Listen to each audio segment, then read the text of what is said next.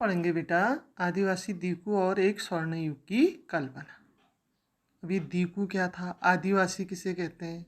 जो जंगलों में निवास करते हैं, है ना।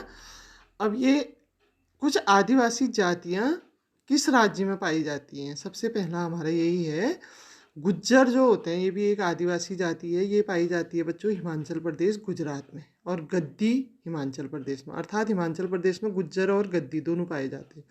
भूटिया हमारे उत्तराखंड में, संथाल बिहार में झारखंड में, बेंगा मध्य प्रदेश छत्तीसगढ़ में, बंजारा जो आदिवासी जाति है ये मध्य प्रदेश में भी पाई जाती है, महाराष्ट्र में भी, आंध्र प्रदेश में भी।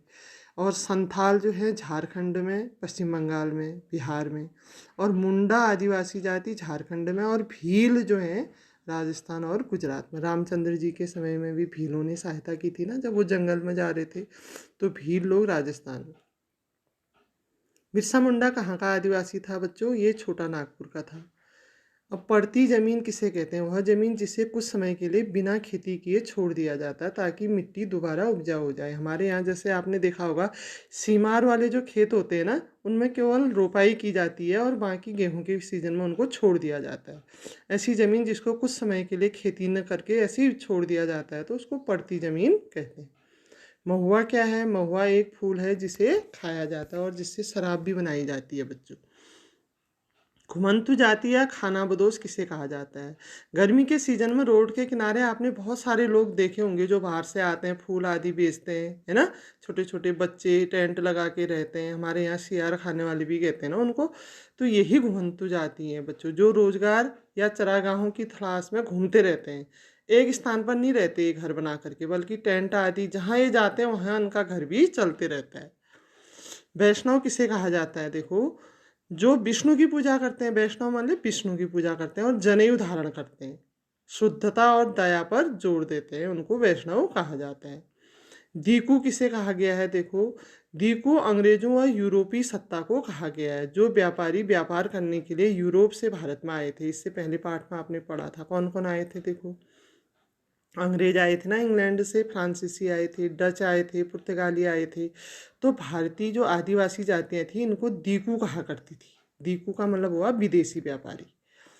ब्रिटिश शासन में घुमंत काश्तकारों के सामने कौन सी समस्याएं थी? जो ये घुमंतु लोग थे ना, जो घूमते रहते थे, क्या समस्या थी अंग्रेजों के समय में इनके लिए? पहली समस्या तो थी कि आदिवासियों को अपनी जीवन शैली बदलने के लिए मजबूर किया गया। अंग्रेजों ने कहा कि तुम घूमना छोड़ दो, खेती बाड़ी करो, एक स्थान पर रहना शुरू करो। एक समस्या तो ये थी।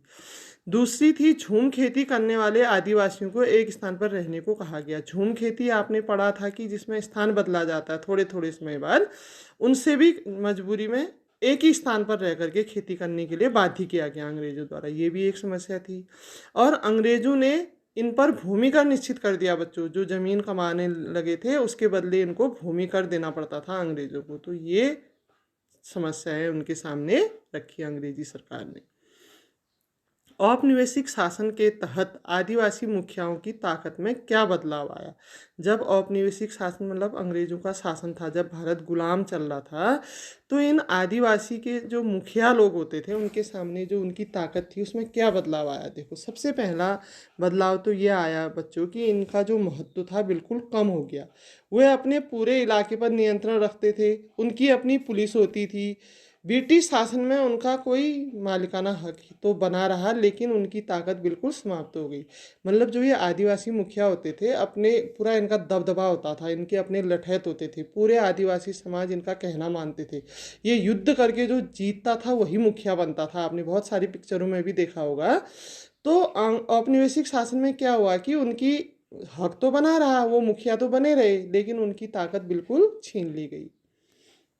दीकुओं से उदार आदिवासियों के गुस्से के क्या कारण थे? दीकू किसको कहते हैं? जो विदेशी व्यापारी थे, अंग्रेज, पुर्तगाली, फ्रांसीसी, उनको दीकू कहते थे आदिवासी ना।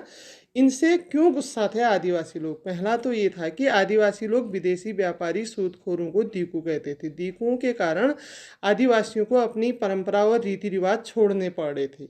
जो इनकी परंपराएं थी, रीति रिवाज थी, जो ये घूमते रहते थे, वो सब छोड़ना पड़ रहा था। और इनके मुखियाओं की शक्ति, अभी आपने ऊपर प्रश्न में पढ़ा था कि इनके मुखियाओं की शक्ति बिल्कुल छीन ली गई थी, खाली नाम मात्र के मुखिया थे, वो ताकत कुछ नहीं रही थी।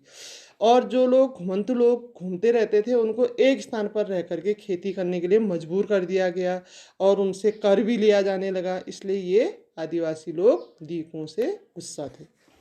बिरसा की कल्पना में स्वर्ण युग किस तरह का था, यह कल्पना लोगों को इतनी आकर्षक क्यों लग रही थी। बिरसा मुंडा जो था बच्चों, एक आदिवासी मुखिया था, नेता था, ठीक है।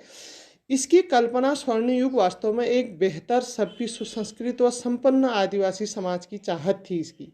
बिरसा की कल्पना थी कि स्वर्ण युग में मुंडा समुदाय, जो मुंडा समुदाय का मुखिया था, ये अपने खोए हुए अधिकार वापस पा लेंगे। ये इसकी स्वर्ण युग की कल्पना थी। आदिवासी बुरी आदतें छोड़ देंगे, शराब पीना छोड़ देंगे और साफ व स्वच्छ रखेंगे अपने घर आंगन को। जादू टोने, डायन में ये विश्वास करते थे, जादू टोने में बहुत विश्वास करते थे, अब ये इस विश्वास को नहीं करेंगे। ऐसे स्वर्ण युग की कल्पना की थी किसने? बिरसा मुंडा ने। जबकि ब्रिटिश शासन की कूटनीति दबाव के कारण यह कल्पना बहुत आकर्षक लग रही थी। एक और तो ये सब आदिवासी किससे परेशान थे? दीकुओं से, जो विदेशी व्यापारी थे, ब्रिटेन आदि वाले। और दूसरी ओर बिरसा मुंडा की ये कल्पना की एक आदिवासी समुदाय बहुत अच्छा हो जाएगा, उनको स्वर्ण युग की कल्पना बहुत ही आकर्षक लग रही थी। ठीक है बेटा, थैंक यू।